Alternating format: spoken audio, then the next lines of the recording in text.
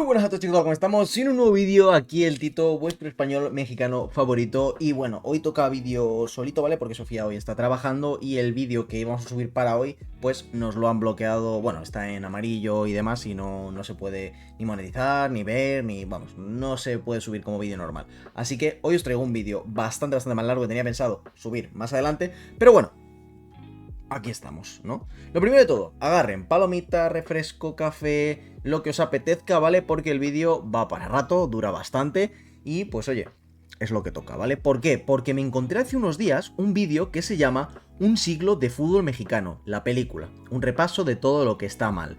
Se llama, bueno, el canal es de Leyendas del Fútbol Mexicano, que dicen que es uno de los mejores canales de fútbol mexicano, o bueno, en general de fútbol, ¿no? Y bueno, oye, quiero saber, quiero entender por qué, porque sabéis que nosotros reaccionamos a fútbol mexicano, tanto a la selección, como a los clubes, como jugadores, etc, y mucha gente va y me pone, muchas veces, Tito, es que no sabes de fútbol mexicano, es que cómo te va a gustar el fútbol mexicano, es que cómo vas a conocer el fútbol mexicano, ¿no? Me pone muchos comentarios en TikTok, en YouTube y demás. Y digo, a ver, a mí el fútbol mexicano me gusta, me atrae, ¿no? Es fútbol, yo soy muy futbolero y pues poco a poco me he ido empapando en lo que es la esencia del fútbol mexicano. Pero hay muchas cosas que probablemente se me escapen y sobre todo en los comentarios muchas veces en las reacciones a la selección mexicana me habéis puesto cosas como, no, pero es que está corrupto, es que esto no va bien, es que esto es así, es que las directivas, es que no sé cuántos, es que tal. Y digo, vale, ok, pues vamos a ver este vídeo y salimos de dudas. Es 1 hora y media de vídeo, así que lo voy a disfrutar tranquilamente, con un cafecito, con un té, tal, lo que sea, y voy a enterarme absolutamente de todo para poder opinar con mera consciencia, ¿vale? Con mi camisa de la selección mexicana, con mi gorra de los tiburones, de Veracruz, ¿vale? Un solito para Adrián y Néstor, y nada, dicho esto, chicos, dejen un like si te gusta el fútbol, si te gusto yo, si te gusta el canal, por la gorra o por la camiseta, por lo que sea, pero deja tu like, ¿vale, familia? Muchas gracias y disfrutemos del fútbol mexicano. Let's go. Vale, vamos a empezar. Cabe recalcar, como digo, que estuve en México, he estado en el museo de fútbol, ¿vale? Y en el que es un balón gigante, ¿no? Y va subiendo y tal, en el Museo de Fútbol de México y demás, entonces conozco ciertas cosas, ¿vale? Tengo cierto conocimiento. Simplemente quiero dejar eso claro para que veáis que no vengo desde un punto cero, ¿vale? Que puedo comentar algunas cositas y demás. A lo mejor decir, oye, pues yo pensaba que... Pues, ok. Así que, nada, dicho esto, comencemos, pero tengo que ir rápidamente a pillar mi tentempié. Bueno, familia, pues ya está, ya estoy aquí, ¿vale? Ya me he pillado mi cafecito, tal, mis frutos secos, así que comencemos. El 9 de diciembre de 1923 se jugó el primer partido de todos los tiempos para la selección. 9 de diciembre de 1923, ¿verdad?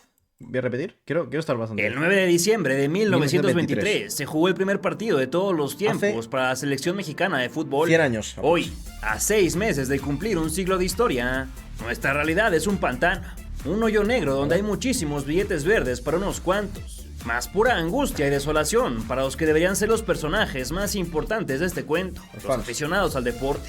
Después de que despidieron al técnico número 45 que ha dirigido al tricolor, en Leyendas del Fútbol Mexicano nos disponemos a resumir, de la manera más clara que nos permita este desmadre, cuál ha sido la trayectoria de directivos y entrenadores de este balompié.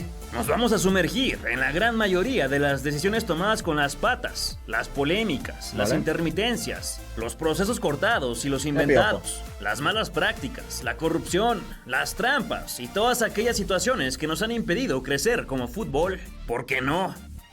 ¿Fue penal de Robben o no? Ya, en los comentarios. ¿Fue penal o se tiró?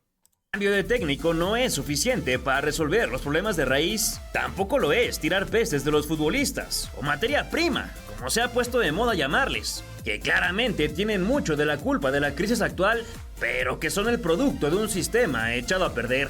Si lo tuyo no es el blanco y negro, y no te gusta tanto repasar la historia, me encanta. Te invito a que busques en el índice de este video la época de la que más quieras enterarte. De todo. Dicho esto, comencemos.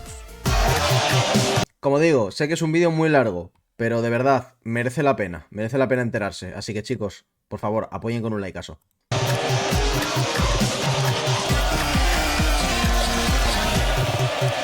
Venga. Desde la llegada del Espero que balón os a guste, tierras ¿verdad? nacionales, el desorden fue absoluto. De En 1923 a fue el primer 1930. torneo organizado por la Liga Mexicana de Fútbol Amateur Association, con muchos futbolistas ingleses y españoles. Esta asociación solo duró 20 años, cuando se escindió Perdona y si se me reformularon muerdo dos las nuevas uñas, competiciones, la Liga Nacional y la Mexicana. Aunque en 1922 se reunificaron para conformar el campeonato de primera fuerza, diseñado por la recién fundada Federación Mexicana de Fútbol Asociación. Ahí llegó también su primer presidente, llamado Ulises Garza Ramos, Vale. que nomás duró un añito. Como ya te conté, en 1923 nació una incipiente selección, pero pocos partidos internacionales se jugaron antes de la primera Copa del Mundo. El primer técnico se llamaba Adolfo Frías Beltrán, y usando al Club América reforzado con jugadores del Atlante y el Guerra y Marina, recibió Guatemala para ganar sus primeros dos encuentros y empatar el tercero. Después de eso nos estrenamos en Juegos Olímpicos, ahora de la mano de Alfonso Rojo de la Vega, que perdió los dos compromisos por goleada. En estos años los dirigentes fueron Humberto Garza Ramos y Enrique Gabaldá. Ya en 1929 lograron afiliarse a la FIFA. Para 1930 llegó el cuarto presidente de la FMF, Jesús Salgado. Ni tan mal, 6 años solo para meterse en la FIFA, está muy bien. Responsable de la primera participación mundialista mexicana, el entrenador fue el español Juan Luque de Serrallonga, aunque los futbolistas convocados fueron elegidos con un partido amistoso, en el que se mezclaron miembros de varios clubes del torneo capitalino. Entre Salgado y Luis Andrade Pradillo, dirigente del América, armaron la selección. La invitación del máximo organismo. O sea, era como que el América tenía mucho peso, ¿no? En todo lo que es la selección, incluso de fútbol, ¿no? Valió la pena para reencontrarnos con la internacionalidad y para ganar el récord de inaugurar el primer mundial. Pero nada más, porque los resultados fueron catastróficos, a la altura de nuestro nivel de los primeros años.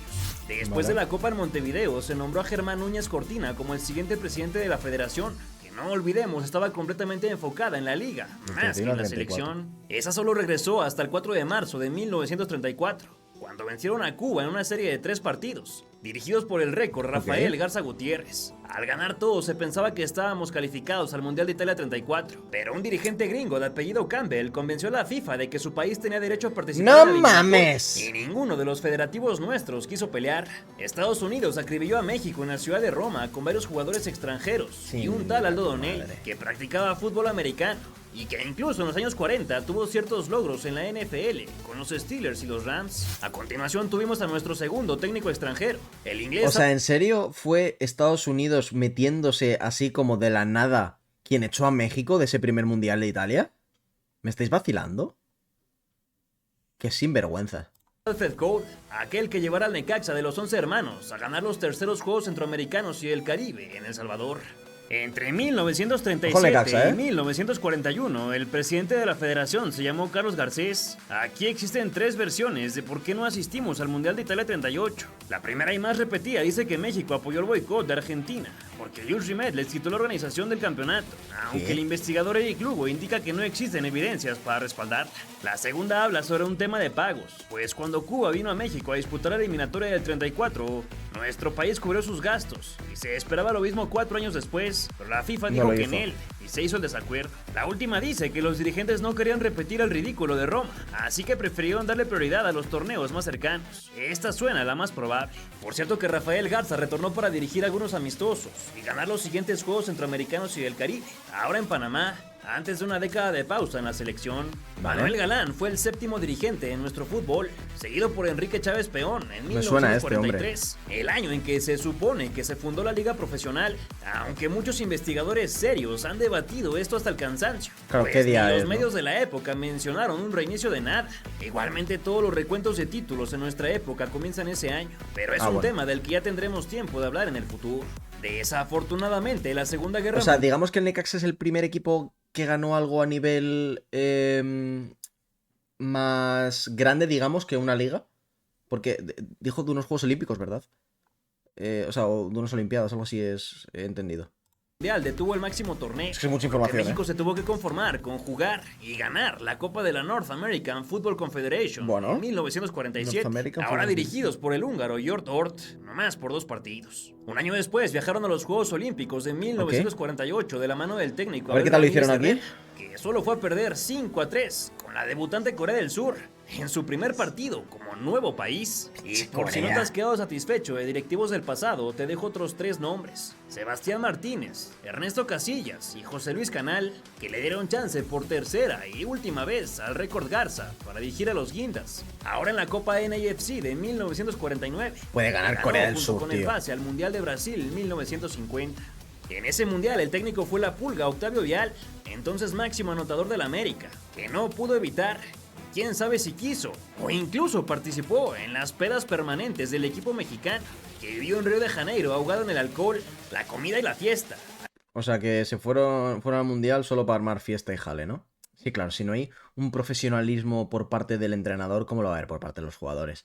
Es que eso es totalmente lógico. Además de sus respectivas goleadas. Llegó La pues Pulga. a la FMF José Luis Barros Sierra, hermano del histórico rector de la UNAM, pero nada más duró un par de años y fue sucedido por Pedro Pons, que llegó solo hasta el Mundial de Suiza 54 y que realmente no pasaba por encima del general José Manuel Núñez, quien fuera jefe del Estado Mayor durante la presidencia de Lázaro Cárdenas, cuya mano dura y pocas pulgas no solo medio organizó al seleccionado, sino también al Atlante.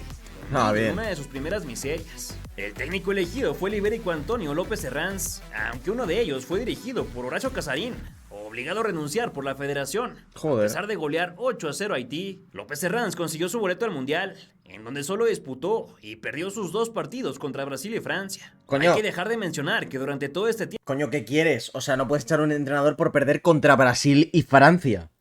O sea, vamos a ver. tiempo No la me Liga de jodas. Fútbol y el equipo Ojo, León nacional campeón. dependían León campeón en 1951 y 1952, Apunten eso. del mismo organismo. Y ya Míralo cómo estaba, Mira la tabla, León, Chivas, Atlas, Oro, Atlante, Tampico, Necaxa, Puebla, Zacatepec, Marte, América y Veracruz, Ojo, la América. así los sería últimos. por muchas décadas por venir. Y En Veracruz, estos años no. surge el primer nombre relevante de la historia del deporte de las patadas, Ignacio Treyes, exfutbolista y ahora entrenador mexicano. ¿Vale? En 1957 tuvo su primera probadita, nomás en un partido, pero después de ganar 2 títulos de liga con el Zacatepec, fue nombrado auxiliar de Antonio López Herranz. ¡Ojo! En cuanto a los directivos, se apilaron otros 3 sujetos: Salvador Guarneros, Ignacio Gómez Urquiza y Moisés Estrada. Sin embargo, en el 57 por fin se abrieron las puertas del paraíso, aunque tampoco estaría errado llamarle infierno, pues Guillermo Cañedo de la Bárcena hizo A acto ver, de he de decir que con los nombres es imposible que me quede, ¿vale, chicos? O sea, eso va a ser seguro, es imposible que me quede. Pero me voy enterando en la historia, ¿vale? De las cagadas y todo eso. presencia en las mesas de la federación, cuando impulsó con fuerza las series internacionales, más tarde conocidas como cuadrangulares, pentagonales y hexagonales, Eso mola, tío. generando roce con equipos de mayor experiencia. Y el lógico e inmediato crecimiento de nuestro fútbol Qué bueno. también fue el diablito que le habló al oído a Emilio Azcárraga Milmo para convencerlo de pugnar por el Mundial de 1970, todo antes de que ¿Hacerlo terminara en la México? década de los 50. Eso es planear a futuro. Antes se tenía que jugar el Mundial de Suecia, que en el papel era dirigido por López Herranz, pero Hostia, sus graves era problemas que jugar el Mundial de Suecia. México, Hungaria, Gales y Suecia. Claro, tenías en tu grupo al organizador, ¿no? En el papel era dirigido por López Herranz, Jodido. pero sus graves problemas de salud permitieron que Nacho Treyes fuera la mano que mecía la cuna. ¿Qué tal lo La hicieron? selección mexicana logró su primer punto en las Copas Mundiales, empatando a unos con Gales, pero nada más. En 1960 se hizo oficial, Guillermo Cañedo asumía el control de la FMF y con ella se hacía cargo del fútbol mexicano, que a partir de entonces Vale. y durante 10 años respiraría oxígeno del más puro, logrando la explosión que tanto se estaba esperando. Claro que eso también trajo una consecuencia indomable, que incluso medio siglo después nadie ha podido romper. La selección nacional se convirtió en un negocio gigantesco, apropiado por la empresa que apadrinó a Cañedo, Televisa. Aunque todavía Aquí no se empieza llamaba lo malo, así. tío. Con todo y todo, Aquí el empieza. emperador Guillermo se encargó de organizar lo que parecía imposible, pero no solo en nuestro país, sino en todo el norte del continente. Bajo su batuta, la Confederación de Fútbol de Centroamérica y el Caribe se fusionó con la Confederación Norteamericana de Fútbol en 1961, trayendo al mundo a nuestra bendita y maldita CONCACAF. Cañedo también Vale. tuvo suerte de que en su década tomara forma el equipo de las Chivas campeonísimas, Ojo. alineando con puros mexicanos de extraordinaria calidad que dominaron la liga doméstica. Aquí empezó lo de las Vieron Chivas. dejando con puros mexicanos que en su década tomara forma el equipo. En el 61-62 fue en el primer año en que las Chivas hacía plantel de puro mexicano. ¿O fue el primer equipo que ganó con puro mexicano? De las Chivas campeonísimas, alineando con puros mexicanos de extraordinaria calidad que dominaron la liga doméstica y que dieron de qué hablar en sus aventuras por Europa y Sudamérica, por lo que fueron la base de la selección. Después de la repentina muerte de López Herranz en 1959, el todólogo Fernando Marcos tomó el mando por únicamente 3 partidos, y a pesar de que le ganó por primera y penúltima vez a Inglaterra, terminó renunciando por estar harto de la prensa, seguramente influida por los altos mandos. Treyes fue nombrado como el lógico sucesor. Ganas a Inglaterra, la mejor generación de futbolistas que tuvo México durante casi todo el siglo XX. No tuvo grandes inconvenientes para superar la eliminatoria de la CONCACAF, pero la FIFA les impuso el primer repechaje internacional frente a Paraguay, al que derrotaron bajo el sol de Ciudad Universitaria. ¡Qué bueno! Tanto de Chava Reyes.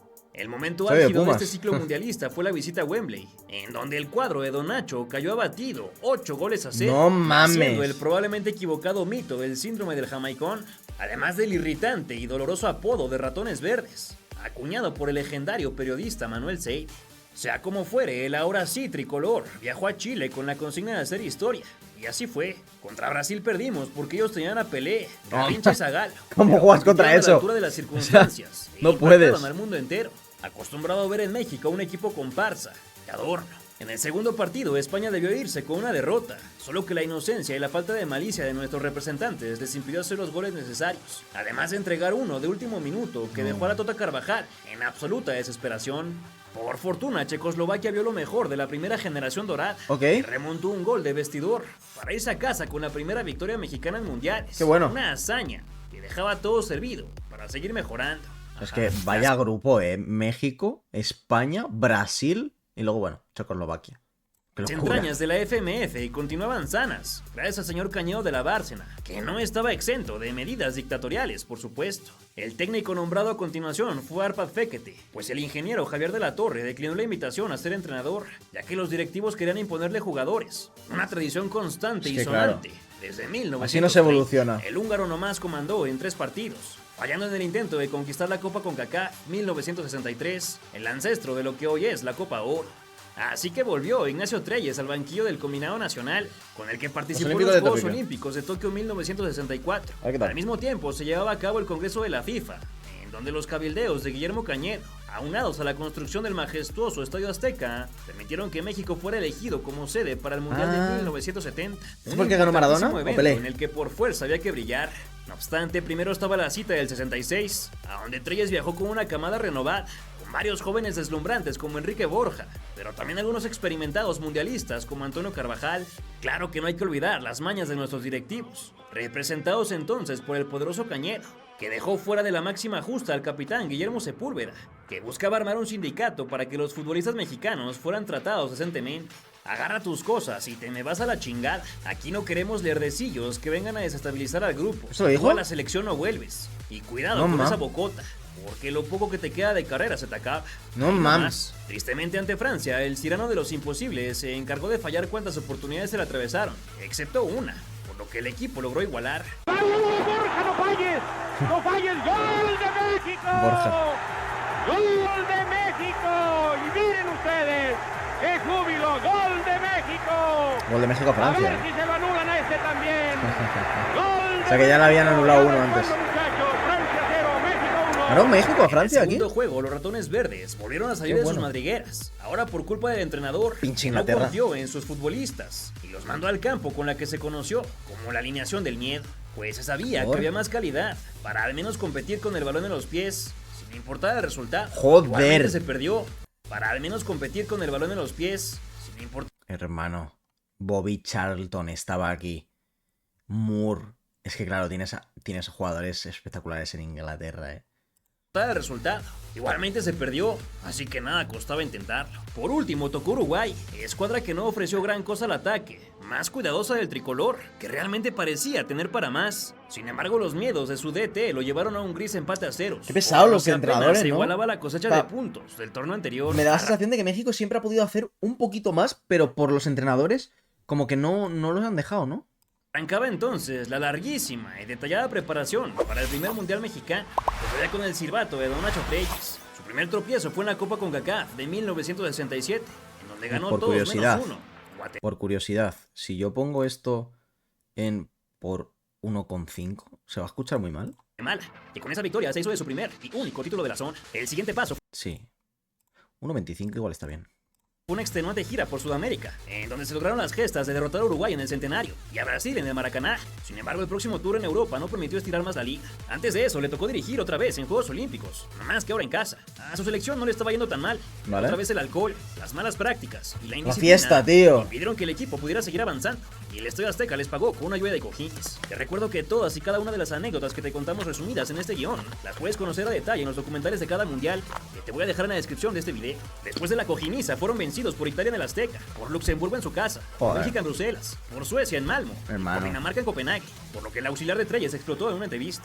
Simple y sencillamente no hay cerebro en la cabeza de los jugadores. Eso es. No es posible que se les indique una y otra vez cuál es su trabajo y no lo entiendan, dijo Salen de Raúl, fiesta. el Güero Cárdenas, bastante enojado. Tal vez se arrepintió enseguida, ya que al volver su jefe Treyes fue despedido y él nombrado como el nuevo entrenador nacional. Aunque antes debemos añadir a Diego Mercado, otro de los que se prestaron por un ratito al dirigir la Copa CONCACAF de 1969, pero con la selección de segunda división, ya que a nuestros fantásticos directivos se les ocurrió desdeñar por primera vez el torneo CONCACAFiano, en una decisión que se repetiría hasta el cansancio. Como ya pronto verás, por supuesto que ese México no la ganó. Una pausa para recordar las palabras de Guillermo Cañedo al Excelsior, a un mes del magno evento. Aprovecho para aclarar que la Copa del Mundo no es un negocio, aunque se maneja, administra y dirige como si en realidad lo fuera. Sin duda, la conciencia colectiva ha evolucionado bastante, pero no lo suficiente, 50 años después. Y no es que Cárdenas haya hecho un trabajazo ¿Vale? a un año del Mundial, dedicándose más Copa a del Mundo empatar que a México otra 70. cosa. Pero como pudo, llegó a la Copa del Mundo, inaugurada por Gustavo Díaz Ordaz. Ahí le fue bastante bien, si consideramos todos los antecedentes. Igualó a ceros en una somnolienta apertura frente a la Unión Soviética. Derrotó con contundencia a El Salvador, en Vale. la mayor goleada mexicana en la historia de la competición, 4-0. Venció a Bélgica por la mínima, con lo que entonces se consideró un penal sumamente polémico, Vale. aunque en nuestros días no tendría ni una pizca de duda. Y finalmente fue acribillado por Italia en Toluca. Se Hombre. tiene la creencia en que nuestro 4-0. Venció a Bélgica por la mínima, Escúchame, si eso no es penalti, yo vamos. con lo que entonces se consideró Si eso no es penalti, yo me cago encima ahora mismo, ¿eh? un penal sumamente polémico, aunque en nuestros días no tendría ni una pizca de duda. Y finalmente fue ¿Qué le tocaba a México? Rusia, Bélgica, Italia, ¿no? acribillado por Italia en Toluca. Se tiene la Aquí. ¿Fue en semis? Ah, no, era fase de grupos todavía. creencia de que los directivos planearon mal el calendario, pero la verdad es que a México le tocó jugar en la Bombonera por un sorteo que no nos favoreció, pues se igualó en todos los aspectos con la URSS, y en la tómbola nos tocó ir al Estado de México. El tricolor superó por primera vez la fase de grupos, aunque ya no pudo dar el siguiente paso y cayó por goleada, lo que no solo terminó la primera etapa de Cárdenas, sino también la era dorada de los años 60, ya que Guillermo Cañedo anunciaba su retirada de la presidencia de la FMF, y con su partida comenzaba la era más convulsa de toda la historia, sí, incluyendo la actual, que todavía no es tan grave, lo que parece quiere llegar ahí. Me voy del fútbol porque no logré lo que deseaba, integrar un equipo de talla internacional dentro de su nivel. Pasaron a cuartos de final, no esperábamos más. Está bien. Sentenció el que increíblemente es el mejor y más exitoso directivo que jamás se ha sentado en la silla presidencial de este letargado país. Poquito tiempo antes de que Ok. comenzara el Mundial, la Cuartos Liga de final está Mexicana muy realizó bien, uno de ¿eh? sus primeros inventajos, He de sacados de decir. los pelos. Debido a que los Juegos Olímpicos y la Copa iban a modificar el calendario, en 1970 abrió un periodo de 10 meses sin partidos ligueros, por lo que el Comité Ejecutivo de la FMF dio la orden de crear un torneo extraordinario llamado México 70,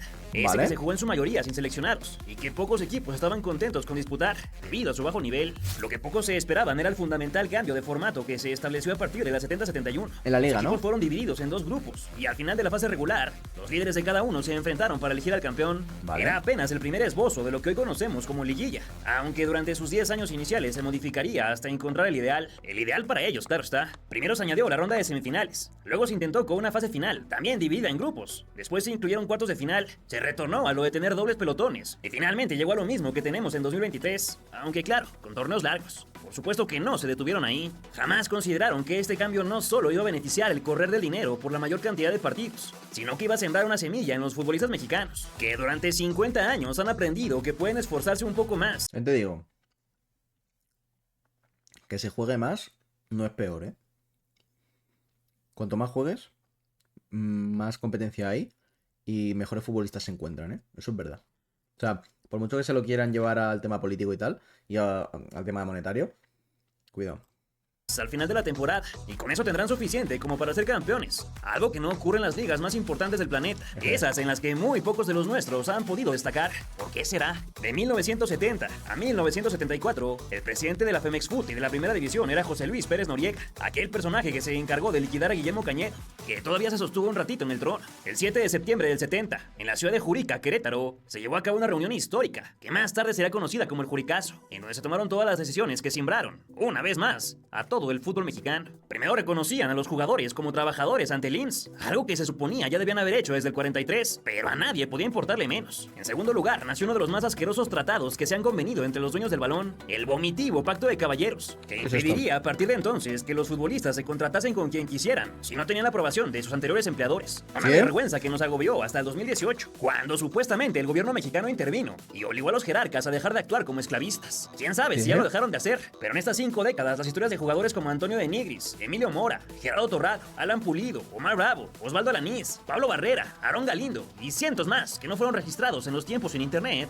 se fueron acumulando una tras otra, sin que nadie ni nada pudiera hacer algo al respecto, pues los que O sea, no les dejaban fichar por el club que ellos quisieran, a no ser que el club en el que está les diera el ok.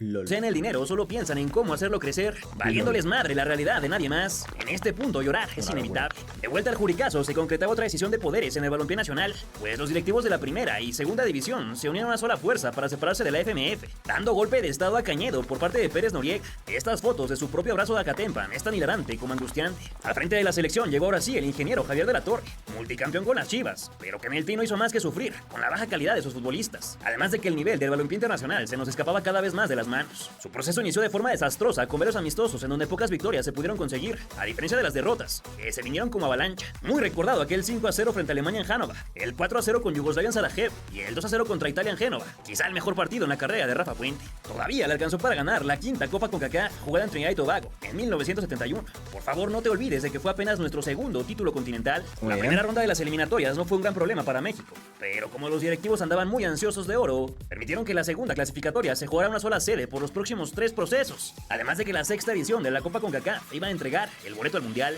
Fue por eso que los nuevos ratones verdes viajaron a Puerto Príncipe para jugar sus 5 fatídicos partidos, en donde ya tú sabes que se sintieron hechizados por los brujos vudús de la isla, creyendo que por eso empataron a 2 y perdieron el más importante, 4-0 contra Trinidad y Tobago. Entra al área Valdés, toca el balón, remata Cuellar, para el portero y se ha salvado al pegar la pelota en el poste. Un paradón. Se ha salvado Trinidad Tobago al pegar la pelota en el poste y viene Archibald. Archibald abre el balón sobre la llegada de Cummings. No te creo. Cummings intenta pasar, no lo consigue. Viene otra vez recuperando Trinidad. El balón a Cummings, tira, ¡gol! Qué gol de mierda, macho. Gol de Trinidad.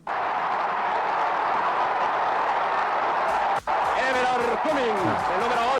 Justo después de la ocasión que ha tenido México, tío. En un violento disparo, anota el gol. No obstante, la realidad era que nuestro equipo estaba conformado por puros retazos de la Liga Mexicana, indisciplinados y confiados jugadores que se relajaron por disputar partidos contra equipos de menor calidad, según lo que les habían inculcado los periódicos, la radio y sobre todo sus padres y abuelos, acostumbrados a golear a centroamericanos y caribeños. Claro. México quedaba fuera del Mundial de Alemania 74, el primero que nos perdíamos desde 1938. Ya ves. La asistencia había sido constante desde 1950. Vaya cachetadón para los propietarios de la pelota. Con la desazón se terminó, por supuesto, la era del técnico número 16 y del presidente número 18. A la FMF llegaron 2 interinos, Alfonso Estrada y Carlos Laviada, hasta que nombraron uno fijo, Juan de Dios de la Torre. Por cierto, que el también ingeniero fue víctima de secuestro el 8 de marzo de 1976 en Guadalajara, rescatado una semana después, luego de un pago de 6 millones de viejos pesos. En la dirección técnica nombraron a Ignacio Jauregui para dirigir 3 encuentros, y luego volvió al ruedo Ignacio Treyes, que llevó las riendas hasta 1976, ya que no le fue nada bien en la primera parte de la clasificatoria mundialista, en donde perdió por primera vez en la historia contra Canadá, la última hasta que nos volvieron a ganar.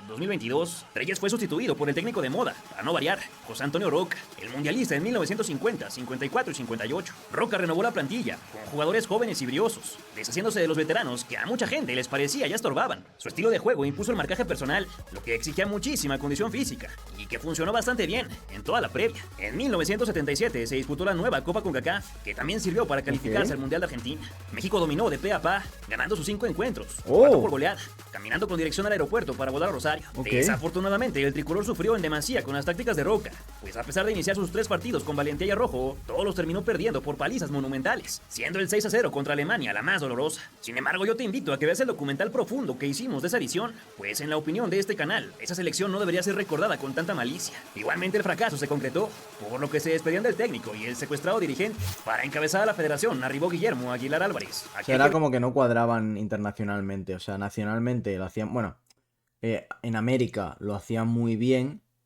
Pero luego llegaban a lo que son los. Bueno, América tampoco, no puede Brasil, Argentina. Pero llegaban a lo que son las selecciones tochas y acababan goleadas, ¿no? A ver, también te digo, es que selecciones de esas antiguas, tío, Pelé, Maradona, tal, es que no tienes nada que hacer, pero no tenía nada que hacer México, no tenía nada que hacer España, no tenía que hacer ni Francia ni Alemania, o sea, es que... vendiera, comprara y volviera a vender No, a Hugo Alemania igual, Sánchez sí. para que pudiera llegar primero al Atlético de Madrid y luego al Real Madrid. Esa presidencia no duró mucho, ya que en el 79 el INSS quería embargar a los clubes debido a la morosidad en el cumplimiento del pago de las cuotas obrero-patronales, que ascendían a varios millones de pesos, y los dueños de los equipos le exigieron a Álvarez que parara el campeonato para presionar al gobierno. Sin embargo, él logró negociar con el Seguro Social, pero a sus jefes no les gustó el trato y lo acusaron de desacato, por lo que fue Hostia. despedido en una reunión con votos desiguales, nombrando a Jesús Reynoso como el interino. Al mismo tiempo, los árbitros entraron en huelga y detuvieron la penúltima jornada del torneo. Es decir, que saltábamos de una vacilada a la otra. Fue entonces que la Unión de Curtidores, equipo profesional, Qué pasada. acudió en representación de México al Preolímpico de 1979, evadiendo como sin querer las reglas del Comité Olímpico Internacional. Obviamente los rivales emitieron sus protestas y nuestro país quedó eliminado de Moscú 1980. En otra rayita más al tigre. Poquito después llegó otro de nuestros favoritos, Rafael del Castillo, un digno representante del priismo ¿Vale? más corrupto y venenoso, que enfermó a nuestro país durante todas esas décadas, inundando por supuesto al fútbol. Pero antes de narrarte sus aventuras rocambolescas, hablemos del fútbol cancha. Después del desastre en Argentina, Pepe Monsiváis tuvo al equipo durante 3 partidos, y luego el halcón Gustavo Peña se dio el lujo de dirigir uno más. O sea, duraban muy poco los entrenadores. Muy poco, ¿eh? Vale que los entrenadores duran 4 o 5 años, pero es que aquí duran 3 o 4 partidos. What the fuck. Un paréntesis para recordarte que en todos los recuentos que estamos haciendo acá, solo consideramos partidos de clase A, es decir, contra países reconocidos por la FIFA. Aunque nos encantaría, no sumamos nada contra clubes. Sin embargo, lo importante fue la segunda etapa de Raúl Cárdenas, que regresaba al banquillo casi 10 años después del Mundial. Realmente no hubo demasiado proceso futbolero, con muy pocos juegos de preparación antes de la eliminatoria. Se destacó la primera gira oceánica, en donde México no pudo con una raquítica Nueva Zelanda, y apenas Joder. empató con Australia, antes de lanzarse a disputar sus compromisos en Norteamérica. Ahí otra vez Canadá y Estados Unidos se pusieron al tú por tú, aprovechándose de la amargura de nuestro balompié. Los gringos nos volvieron a vencer 46 años después de aquella inventada eliminatoria en Italia, Pinche en un partido gringos. para el olvido, y que era su primera venganza de las muchas que nos hemos devorado. Igualmente lo peor no fue eso. Por tercera y última vez se disputaba el premundial a una sola sede, otra vez a modo de Copa CONCACAF, en 1981. El anfitrión fue Honduras, que le sacó todo el jugo posible al ridículo de la selección mexicana, que tuvo O sea, yo pienso personalmente que el choque entre México y Estados Unidos es más pequeño de lo que debería, o sea, de lo que es realmente. O sea, Estados Unidos no es para tanto en cuanto a selección. Pero es enfrentarse a México y hay ahí un aura, no sé, los fantasmas del pasado, lo que sea. México no es tan inferior a Estados Unidos en cuanto a jugadores, ni de coña. Pero es que ni de lejos, ¿eh? Ya os aviso yo, ni de lejos. Y esto lo dice alguien que ve mucho fútbol y ve muchos jugadores de fútbol, tanto mexicanos como estadounidenses. Y no es por sobrevalorar a los mexicanos, ni infravalorar a los estadounidenses. Es que de verdad no es para tanto. en sus O sea, manos la todas las diferencia, me oportunidades que refiero. quiso para llegar al Mundial y ninguna quiso tomar. Los catrachos sí que lo hicieron en primer lugar, pero es que además, por primera vez nuestra confederación tenía 2 puestos para llegar al torneo España 82 y ni así México logró clasificar. El segundo en la lista fue El Salvador, concretando así el hundimiento absoluto de un fútbol en plena decadencia. Esta, amigos míos, jodidos aquí. sí es la peor selección mexicana de toda la historia. 12 años ya habían transcurrido después de la expulsión forzada de Guillermo Cañedo y la realidad no hacía nada más que cachetearnos una vez tras otra, pero absolutamente nadie tomaba acción. Pero poquitos meses después, cuando el presidente colombiano Belisario Betancourt anunció que su país declinaba albergar el Mundial del 86, los hombres de negocios mexicanos abrazaron con amor la oportunidad y le avisaron a la FIFA que nosotros éramos los buenos para ser los primeros en repetir. Al cargo de director técnico llegó el yugoslavo Velibor Milutinovic, que tenía una prolongada trayectoria con los Pumas. Eso le valió poco a toda la autonombrada gente del fútbol nacional, pues se inauguró un debate eterno, la lucha de entrenadores mexicanos por los lugares que según ellos los extranjeros estaban robando. Y ¡No es que no hay que mames! olvidar que el seleccionado no era dirigido por un foráneo desde 1958, obviando Mira, a mí me parece genial que se quiere luchar por el este del país, ¿vale? Porque un entrenador del propio país sea el entrenador de la selección. Yo soy el primero que te dice que un país, o sea, que a un país lo tiene que dirigir un entrenador de ese país. Eso es lo primero. Pero, tío, es que estaba en Pumas. O sea, quiero decir que no es que estuviese en Inglaterra, es que estaba en los Pumas. O sea, y lo estaba haciendo bien, joder. Fekete y sus 3 partidos del 63, Bora abrió las ámpulas de muchos que se creían con la capacidad de dirigir a nuestro país, aunque la historia había demostrado que ninguno lo había logrado. Claro. Spoiler alert, tampoco los extranjeros, ni antes ni después. Igualmente el ciclo de Milutinovic es el más exitoso de todos los tiempos. Con una planeación perfecta, correcta y extremadamente bien pensada, el equipo tricolor se preparó arduamente para recibir su segundo mundial en casa. 3 años se trabajó con la misma base de futbolistas, casi todos ellos de la liga local, a excepción de Hugo Sánchez, que ya la estaba rompiendo en España. El último de esos 3 años fue una concentración total, con los jugadores prestados de sus clubes y trabajando día a día con el técnico, Qué bueno. que permitió implantar un estilo de juego, con un conjunto al máximo de sus capacidades físicas, técnicas y tácticas. En el intermedio no se jugó ningún partido oficial, solo amistosos, pero contra potencias de todo el orbe, sudamericanas y europeas, además de varios países centroamericanos, asiáticos y hasta africanos, de todo. En la Copa del Mundo, México inició contundente al derrotar a Bélgica 2-1, con el único gol de Hugo en estas lides. Luego igualaron a unos en un partido que se debió ganar, pero la estrella falló en el momento menos pensado. Después de una temporada extenuante en el Real Madrid, contra Irak, el gol de Quirarte fue suficiente, y con jerarquía avanzamos en primer lugar de grupo. Ante Bulgaria en el Estadio Azteca, y frente a más de 100.000 almas, el gol de fantasía de Manolo Negrete y la empujadita de Raúl Servín provocaron que se grabara uno de los momentos más emotivos de los que se tiene registro videográfico. Ya ves, pasa al siguiente partido.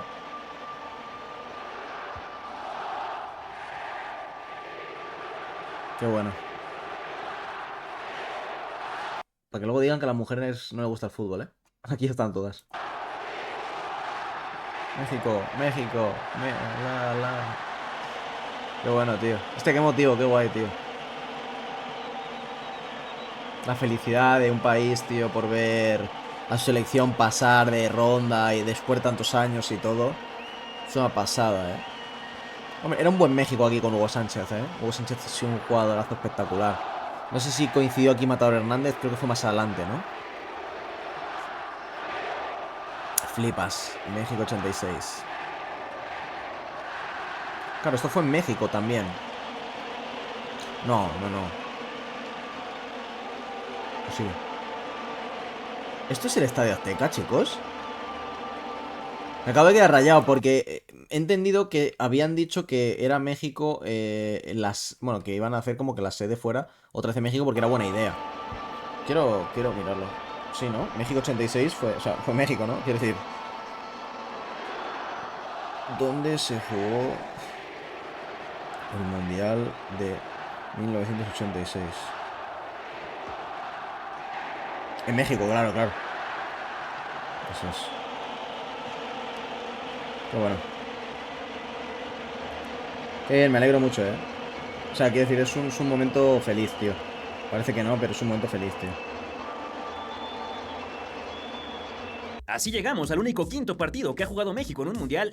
No se perdió, pues el marcador final indicó un empate a 0 con Alemania. Quizá por el planteamiento de Bora, que por primera vez en mucho tiempo jugó solo con un centro delantero, víctima de los calambres. En la tanda de penales sobre la cancha del Universitario ya no había piernas, y el Tri quedaba eliminado, pero con la cara muy en alto, y la esperanza otra vez puesta en el futuro. Lástima que solo en eso penales, quedó. ¿no? Y esta vez no fue culpa del bajo nivel futbolístico, no señor. Después de que Bora se marchara con el orgullo en la frente, se nombró a Mario Velarde como sucesor. Las miras estaban puestas en Italia 1990, con Hugo Sánchez en su prime, lo que abrió las puertas de cada vez más futbolistas mexicanos en Europa. No obstante, en marzo de 1988, otra vez nuestros directivos volvieron a blandir su capacidad para sorprendernos, con su profundo conocimiento del arte de hacer el ridículo una vez tras otra. Para calificar al Mundial Sub-20 del 89, México tenía que jugar en la CONCACAF su clasificatoria, y como una costumbre muy bien arraigada, se decidió hacer trampa, convocando a varios jugadores con más de los 19 años y 11 meses permitidos. La historia larga ya te la conté con sumo detalle en el documental correspondiente, una línea de tiempo y toda la cosa, así que acá nomás te recuerdo que las tranzas siempre están mal, y cuando te cachan es peor, pero cuando intentas justificar tus estupideces, el resultado es una catástrofe. La incongruencia de las edades la descubrió el periodista Antonio Moreno a partir del propio anuario de los ineptos de la Federación, y como la labor periodística no está para ocultar a los bandidos, lo hizo hizo de conocimiento público. A partir de ahí comenzó una serie de intentos por esconder la verdad, por menospreciar al comunicador y por fingir que aquí nada pasaba. Como si esto fuera la política mexicana de los 80s. Bueno, sí que lo era, considerando que Del Castillo era un apegado a las cúpulas del poder. A final de cuentas, la FIFA se enteró del asunto y castigó a México eliminándolo del Mundial Sub-20, pero también prohibiéndole participar de competencias internacionales durante 2 años, lo que en automático nos dejó fuera de Italia 90. Bueno, pues realmente vamos de asombro en asombro. Pero ya ven ustedes que FIFA en el dictamen establece que no se demostró culpabilidad, pero se contradice la misma FIFA, porque al no haber culpabilidad no puede haber sanción de 2 años internacional para los equipos. ¿Ustedes lo entienden? Que no son abogados, pero por sentido común, ¿verdad? Pues yo como abogado y por sentido común tampoco lo entiendo. Avalanche dijo categóricamente que eran más importantes para la FIFA las federaciones que las confederaciones. Cuando tuvimos esa plática, por eso nos dijo, yo apoyaré siempre a la federación.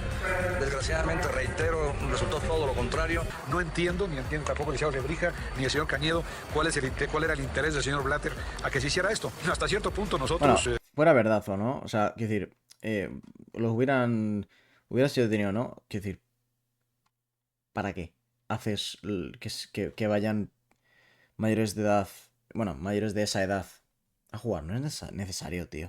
Estábamos conscientes de que el dictamen... Si clasificas bien y si no, pues mira, no oye. había culpabilidad de los directivos. ¿Quién sabe cómo nos hubiera ido sobre la cancha? Pero lo que es un hecho es que se coartó el proceso bien iniciado en 1983 y dejó a varios protagonistas de nuestro fútbol sin otra oportunidad de brillar en la Copa del Mundo. Claramente esto le costó el puesto a Rafael del Castillo, que luego hasta publicó un libro queriendo lavarse las manos. Le sucedió su tocayo Rafael Castellanos en un corto periodo, para que a continuación se colocara Marcelino García Paniagua, presente nomás del 88 al 89. En este apestoso recorrido, Alberto Guerra y Velarde se intercambiaron el puesto de técnico de una desapasionada selección que realmente no tenía nada por lo cual luchar. Jesús Reynoso retomó el poder de la FMF, pero también duró solo un año. Y en 1990 le sucedió Francisco Ibarra García de Quevedo. Este es un nombre importantísimo en este relato, pues era el socio colocado por el mismísimo Emilio Maurer, el primer empresario que se atrevió a luchar contra el monopolio de Televisa, que seguía poseyendo al equipo nacional con jugarretas al mismo bajo nivel que sus rivales. Maurer convenció a los votantes para que Ibarra se quedara al mando de la Femex Food. Le quitó el poder a Azcárraga y compañía, una osadía. Costó bastante caro. Por ahí también se dio el último de los retornos de Ignacio Treyes, que se encargó del Tri del 90 al 91, ganando la absurda Copa NFC. Una vez terminado el castigo de la FIFA, se entregaron las llaves de la selección a Manuela Puente, que prometía un cambio y bla bla bla. Pero en la primera Copa Oro de la historia, que sustituía a la Copa CONCACAF, Estados Unidos nos dejaba fuera en semifinales, con el primer 2-0. Y sin soportar la vergüenza, el de la boina renunció en pleno torneo. No mames. Como en mames. tercer lugar se quedó Luis Fernando Tena, en el primero de 3 interinatos de su carrera. De inmediato Maurer e Ibarra activaron la cartera y nos trajeron al campeón del mundo en el 78, César Luis Menotti, que luego generó un cambio en la mentalidad de los seleccionados mexicanos, logrando un amor por la camiseta extraviado en el pasado, además de un estilo de juego que sonaba ser exquisito poco a poco. Todo esto a cambio de sus buenos millones de dólares, por supuesto. Claro que los gritos en su contra por ser extranjero no se limitaron, como ya era costumbre, pero había otro peligro. Mira Jorge Campos, qué crack. Más grande acechándole. Quizá recuerdas que en esos años la selección dejó de jugar en el Estadio Azteca, y muchos de los videos que has visto son del Estadio Ciudad de los Deportes, en los años 50, aunado a que por primera vez se empezaron a transmitir por Imevisión, con todo y la voz de José Ramón Fernández. Esto era porque Televisa no le iba a prestar el inmueble a sus nuevos enemigos, además de que seguían buscando cómo deshacerse de ellos. Sin hacer aspavientos, presionaron fuertemente al Puebla de Maurer, con castigos a su estadio, por lo que terminó renunciando junto con sus directivos al liderazgo federativo. E incluso llegó a la cárcel, acusado de desfalcos a la institución, y además de nombrarlo personaje non grato, le obligaron a vender al club. Ibarra y Maurer dejaron un gran legado para el fútbol mexicano, pues a partir de sobornos, con relojes Rolex, lograron que la Conmebol aceptara a nuestros equipos para participar en la Copa Libertadores y la Copa América, lo que retomaba aquel roce internacional soñado por Guillermo Cañedo. Y otra vez el resultado fue claro, evidente. Nuestro nivel deportivo y competitivo creció durante la década de los 90. A Menotti, por supuesto, que ninguno de estos movimientos directivos le gustó, y aunque aguantó un poquito más al frente del combinado, terminó renunciando después de una gira en Europa. Lo fundamental de todo esto es esa actitud que uno tiene que tomar cuando cree que su figura puede servir. Cuando uno piensa que su figura no aglutina, no logra consenso, no logra la tranquilidad que necesita un equipo nacional para trabajar. Sin embargo, el presidente Ibarra dijo que habría continuidad.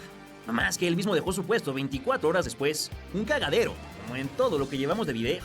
Lo que falta. En su lugar fue nombrado otra vez Marcelino García Paniagua. César Luis sí dirigió la primera etapa de la eliminatoria rumbo a Estados Unidos 94, avanzando bastante fácil. Sin embargo, el 15 de diciembre de 1992, por fin se despidió de nuestro país, alegando discrepancias incesantes con los de cuello blanco. Por cierto que por fin se despidió de nuestro país, alegando Si trabajar sin conocer a los dirigentes ni saber qué es lo que pretenden. Discrepancias incesantes con los de cuello blanco. Por cierto, que en un partido contra El Salvador, el técnico sustituto de la selección fue Vicente Cayetano Rodríguez, al que debemos agregar al recuento. El que sacó papelito fue Miguel Mejía Barón, que había sido parte del cuerpo técnico de Bora en el 86 y que para entonces traía muy buen ritmo con el Monterrey, que terminó perdiendo la final con Atlante. Su nombramiento trajo un poco de calma al cauce del río revuelto, además de que amarró el pase mundialista en la segunda ronda CONCACAFiana, con aquel recordado gol del Abuelo Cruz en Canadá. Le tocó después estrenarnos en la Copa América del 93, en donde su equipo entregó una de las mejores exhibiciones de toda nuestra agitada historia, llegando a una final bajo méritos propios. Desafortunadamente, la inocencia se volvió a apoderar de los nuestros y nos impidió vencer a la Argentina. Claro que la Copa Oro de la siguiente semana no iba a ser gran cosa después de eso, y con una categoría que se extrañaba, México dominó a todos sus contendientes. Sí, sobre la grama del Coloso de Santa Úrsula. Te voy a recordar que este fue el 12º campeonato de la CONCACAF y apenas el 4º título para nuestro país. Nunca lo olvides, sobre todo cuando pienses que todos son inferiores a nosotros. Un año después, en los United States, el Tri jugó muy mal contra Noruega, fallando en defensa y en ataque, para perder por la mínima. Se recuperó el prestigio contra Irlanda, venciendo con 2 golazos de Luis García, y luego empatando con firmeza ante Italia, con todo y el zapatazo de Marcelino Bernal. Sin embargo, el cuarto partido se mostraba por segunda vez como la barrera que no podíamos flanquear, igual que sucediera en 1970. El Tri igualaba con Bulgaria 1-1, y nuestro entrenador decidió que no iba a hacer cambios, con todo y que en la banca tenía un tal Hugo Sánchez. ¡No mames! En penales, los mejores fallaron, y con ello se escapó otra oportunidad de trascender. O sea, ¿cómo vas a tener a Hugo Sánchez prácticamente en su prime y lo vas a dejar en la banca? Estás Dios. Copa del Mundo se creó una nueva orden en la Femex Foot. Como presidente llegó Juan José Leaño, acompañado de Edgardo Codesal y Alejandro Orbañanos, los nuevos mandamases de todo. Qué mala hostia se me está poniendo. Fútbol del año 2000, realidad o ficción, es una pregunta. Y bueno, sobre este tema vamos a desarrollar varios análisis, varias cosas importantes sobre lo que es el fútbol en México. Desde la presidencia de la Federación Mexicana de Fútbol, pasando por la posibilidad que está latente de la profesionalización del fútbol mexicano, pasando por decisiones que se toman en el fútbol mexicano importantes, pasando por todo lo que envuelve a un deporte tan importante como es el fútbol mexicano, carismático, polémico, difícil. Le está dando muchas vueltas, Y con personajes enredadísimos, complicadísimos, mafiosísimos de lo que es el fútbol en México desde hace mucho tiempo y que se mantienen ahí a la espera de ver qué sucede. No 9, 10, no tampoco 10, 11 votos. Quien tiene 11 votos generalmente maneja el fútbol de México. ¿Le parece a usted justo, ingeniero, que 11 votos maneja el fútbol de México? Hay problemas serios en el fútbol mexicano, hay desorganización, hay gente que no quiere que prospere, ni siquiera un proyecto del año 2000, un proyecto a mayo de 1994. Y usted lo sabe, ingeniero José Leaño, lo sabe perfectamente. ¿Qué va a hacer la Federación Mexicana de Fútbol para poder aniquilar esa situación? Porque estamos sujetos, vuelvo a decirlo, a la votación de unos cuantos hombres que rigen el fútbol mexicano. Total. Porque tienen dinero. Y el dinero no lo es todo en nuestro país. No tengas dudas de que el proyecto Fútbol 2000 se fue al garete, como casi todo lo que se ha planeado en este país. Curiosamente, Mejía Barón sobrevivió al Mundial, algo que no sucedía desde que Ignacio Treyes acabara el del 66. Tal cual. El trabajo, se iban fuera todos. Terminando como ya te conté. Al doctor le iba a pasar igual, por supuesto. Su nuevo proceso inició en enero del 95 con la Copa Rey Fad, que luego se llamó Confederaciones. Y esta fue la primera que disputamos, cayendo desde los 11 pasos con Nigeria. Otra vez los malditos penales. El segundo strike fue un amistoso, cuando los estadounidenses nos masacraron 4-0 en la Copa USA, lo que se recordaba como una de las peores derrotas del historial contra ellos. Aquí se había buenos estadounidenses. El batazo que le cortó la cabeza a Mejía Barón fue en la Copa América de julio, en donde luego de una decente fase de grupos nos tocó encontrarnos con el tío Sam en cuartos de final. Después de un partido para arrancarse los ojos, el ganador se decidió desde el punto de cal. Y adivina quién perdió. México no solo arruinó la buena imagen. Nunca habían pensado en entrenar los penaltis, rollo, constantemente. Dejada en el 93, sino que lo hizo contra los primos del norte, que te lo juro que para entonces no jugaban ni una décima parte de lo que juegan hoy. El que se quedó con los cambios era despedido, dejando el segundo precedente de un entrenador que no puede sobrevivir a una derrota contra Estados Unidos. El timonel sucesor fue un viejo conocido, que hablaba español masticado, pero que era mexicano de corazón. Belibor Milutinovic volvió a tomar al toro por los cuernos, qué bueno. Y se ponía el traje de comandante. La primera prueba de fuego la jugó en la Unión Americana. En la segunda Solo conozco a Jorge Campos. Copa Oro que se disputaba por completo en ese país. Para su buena fortuna, contaba con una de las mejores generaciones jóvenes que ha dado esta nación, con Jorge Campos, Claudio Suárez, Salvador Carmona, Ramón Ramírez, Luis Hernández, Luis García y Cuauhtémoc Blanco. Poco sudor escurrió antes de llegar a la final, en donde el Tri logró vencer a Brasil con jugadores menores y consiguió su quinto trofeo CONCACAFiano. En ese mismo 1996 inició otra era en nuestra liga, pues los avariciosos propietarios de los clubes decidieron partir el torneo en dos. Ahora no tendríamos un solo campeón por año, sino dos. Y aparte nos acostumbramos a que un título de 6 meses tiene el mismo valor que uno de 12 meses. Sí. Algo que es tan absurdo como real. por lo menos en México. La razón, por supuesto, que es monetaria, pues a nadie le queda duda de que la liguilla es lo más emocionante de nuestro campeonato. Así que los niveles de asistencia a estadios y el rating de televisión se elevan a los cielos. Entonces, ¿por qué no tener dos? Ahora ese problema generado en el 71, en el que los jugadores se acostumbraron a no competir a tope durante todo el trayecto, se duplicaba, en virtud de que les dieron 2 oportunidades de encumbrarse cada semestre, y la chorcha sería común durante buena parte de la fase regular. Otra más de las lágrimas que derrama la afición al fútbol azteca. México empezó a sumar buenas actuaciones mezcladas con cosas bien raras en torneos en Japón y la nación vecina, antes de comenzar la primera parte de la clasificación a Francia 98, en donde consiguió su lugar en el primer hexagonal final organizado por nuestra confederación. Los primeros resultados no fueron del todo convincentes, pues se empató en Costa Rica y Estados Unidos, aunque se ganó todo de local y de visita en El Salvador. En medio se tenía que disputar otra Copa América, la de 1997 en Bolivia, donde otra vez brillamos con luz propia alcanzando la semifinal, que se perdió con el anfitrión. No obstante, en el partido por el tercer puesto, un solitario tanto el Matador, campeón de goleo de la justa, nos otorgó la presea de bronce. Al volver a la eliminatoria, el segundo y último proceso de Bora se fue al infierno, ya que solo pudo vencer a los catrachos en el Azteca, y los últimos 4 partidos fue una seguidilla de puros empates, incluyendo un 0-0 con los gringos, y un peligroso 3-3 con los ticos, ambos en nuestra fortaleza del sur de la capital. Con el boleto en la bolsa, la federación decidió dar un golpe de timón, al considerar que era posible una mejoría en su estilo de juego. Para ello eligieron a Manuel Puente, de récord inmaculado, y 4 títulos de liga entre Puebla y Necaxa, sin olvidar que renunció en esa Copa Oro del 91. Claro, eso te iba a decir, digo, ese ya iba a estar. O sea, para amistosos de ensayo, estuvo. La Copa Rey. Ese fue el que estuvo y se fue a mitad. Donde no les fue nada bien y solo ganaron un partido ante Arabia Saudita, lo que hizo que más de un directivo encargado de la decisión se pusiera a tragar saliva por la angustia. Sin embargo, la siguiente Copa Oro resultó memorable. Tras vencer a USA por la mínima diferencia, el cuadro verde se embutacó el tricampeonato y ahora sí, justificadamente, y 90 años después, se podía llamar a sí mismo el gigante de la CONCACAF, aunque el título nobiliario no le duró mucho. El que sería ídolo americanista se juntó con otros 2 de la misma estirpe para trabajar, pues Enrique Borja se encargaba de presidir la Femex Food, luego de una cortísima estadía de Raúl, su tocayo de apellido, mientras que Hugo Enrique Quise, ese paraguayo que resultó más mexicano que los nopales, estuvo en la dirección deportiva.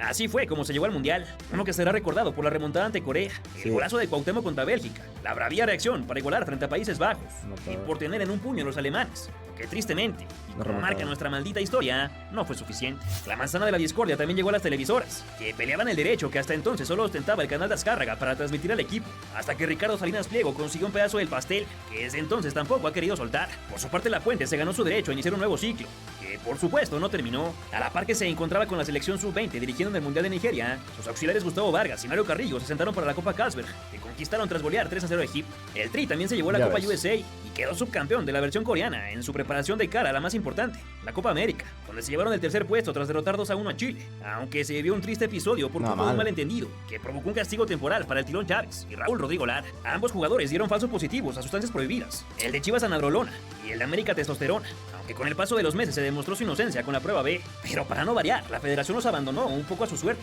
y más allá de no sancionarlos más, jamás se plantó para esclarecer los motivos de lo ocurrido y decir, oye, no pasa nada. En lo que se horneaban estos pasteles de vergüenza, la revancha en confederaciones fue inmediata, y allí el conjunto probó la máxima gloria de este proceso, y de este país, y de este palmarés, y de todo este fútbol, al conquistar este torneo, brindando uno de los mejores partidos que se recuerden para derrotar a Brasil, con el bailecito de Cuauhtémoc incluido. Lo que nunca hay que olvidar es que se jugó todo en el Estadio Azteca, y que durante el campeonato el nivel de fútbol fue bastante mediocre. Por supuesto que tenemos un documental completo, y te lo dejo en la Copa Confederaciones. Cuando el equipo estaba en los cuernos de la luna, llegó la clásica desgracia, que ama dormir bajo la cama de nuestro país, que no pudo hacerse de la Carlsberg, ni de la Copa Oro, en la que fueron eliminados en cuartos de final por el futuro campeón Canadá, para ver cortada su racha monárquica. A su vez, Hugo Sánchez encabezó un comando Puma, nombrado así por ser un combinado juvenil, integrado por jugadores de la UNAM y Atlas, para ir a la Copa USA, donde se fueron con las manos vacías tras ganar un juego, empatar otro, y perder el último por goliza contra el máximo rival. Como si no pudieran empeorar las cosas, un escándalo inauguró los problemas federativos del milenio. Osmar Donizete fue alineado indebidamente por Tigres, en un caos que incluía firmas falsas, el clásico error de secretarias inexistentes y un sinfín de conflictos, cuyo desenlace fue que los felinos repitieran sus partidos ante Toluca, Atlas y Rayados. Una broma de mal gusto. De este caos emanó también la renuncia de Enrique Borja como presidente de la federación, por lo que se buscó un sucesor que tuviera las características tuvieron que repetir los 3 partidos. De Superman, íntegro, cabal, respetuoso, con un copete impresionante. Más que nada, tener cero trato con las televisoras. Así vieron con Alberto de la Torre Bouvet, entonces presidente del Atlas, que se quedó en el mando por 6 años y 2 Copas del Mundo, con un título sub-17 incluido. Nada mal. La sacudida no quedó solamente ahí, y al igual que como pasara con Bora, las formas sobre la cancha acabaron dejando insatisfechos a los directivos, en especial a Rafael Lebrija, encargado del Toluca, que promovió como sustituto a Enrique Mesa, entrenador de Temple Bonachón, que en los últimos 2 años le había dado 3 guirnaldas a sus diablos. El ofrecimiento fue hecho meses antes de la salida oficial de Manolo, que había goleado 7-1 a Panamá y se encontraba planificando su partido amistoso frente a Ecuador, cuando se enteró del chisme, por lo que con el ego herido decidió presentar su renuncia el 7 de septiembre del 2000, al sentir el poco apoyo por parte de los de pantalón largo. Joder, siempre hay algún problema. Cuando hay un entrenador bueno, siempre hay algún problema, macho. Plan, algún problema que digas, joder, se tienen que ir. Plan, los echan, vaya. Todavía se tomaron su tiempo para decidir si la aceptaban o no. Y mientras tanto, amante esperando que corten al otro para ahora convertirse en el oficial, Mesa debió hacerse el desentendido por un par de días, hasta que para sorpresa de nadie se aceptó la partida del mundialista en Francia. A don Enrique le dieron la bienvenida en el cargo un martes 13 del mes patrio, como adelanto de la mala suerte que estaba por venir, y con un proceso cortado a la mitad, la selección inició su nueva etapa apenas una semana después, cuando se impuso 2-0 a los del Cono Sur, gracias a Jared Borghetti y el Chima Ruiz. Esta fue una de las contadas alegrías en la era de Ojitos, que duró 19 partidos, con solo 5 triunfos, 3 empates y 11 derrotas. Durante su despapalle, el némesis de Tomás Boy fue a arrastrar el prestigio del campeón y tuvo la peor actuación en una Copa Confederaciones, cuando viajó a las futuras tierras mundialistas para perder sus 3 partidos de grupo: 2-0 contra Australia, 2-1 ante Corea del Sur y 4-0 frente a Francia. Sin embargo, estos no son los únicos papelones, pues fueron clara y dolorosamente superados en amistosos contra Estados Unidos, Argentina e Inglaterra, además de vivir una eliminatoria para el olvido en CONCACAF, donde pusieron seriamente en duda el pase a la máxima fiesta del fútbol. El 16 de junio de 2001 se dio uno de los días más tristes en el Estadio Azteca, que perdió su invicto en clasificatorias de Copa del Mundo, cuando Costa Rica se impuso 1-2 en un partido en el que los jugadores trataron de manifestar su apoyo al antiguo guardameta, aunque sin mucha honestidad, pues dicen por ahí que varios no estaban contentos. Esto puso fin a una racha de 36 años sin derrota en el Coloso de Santa Úrsula y desató la amargura de los aficionados, que todavía debieron tragarse una derrota más por cortesía de Honduras. Esto por supuesto que provocó la renuncia de Ojitos Mesa.